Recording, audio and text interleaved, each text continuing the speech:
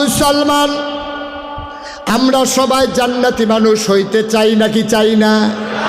জান্নাতি মানুষ যদি হতে চাও, যারা জান্নাতি মানুষ হয়েছে তাদের কথা শুনে যাও।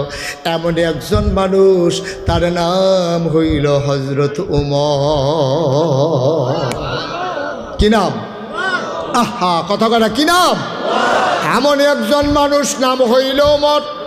অর্ধ পৃথিবীর প্রেসিডেন্ট, ৩১ লক্ষ বর্গ মাইলের প্রেসিডেন্ট তিনি ছিলেন। অর্ধ পৃথিবীর প্রেসিডেন্ট, আমিরুল মুমিনিন, খলিফাতুল মুসলিমিন, জান্নাতের সুসংবাদ প্রাপ্ত দ্বিতীয় মানুষ উমর।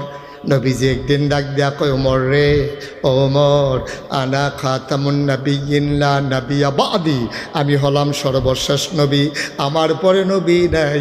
আমার পরে যদি নবী থাকতো রে, তাইলে তুই উমর আমার পরে নবী হইতি।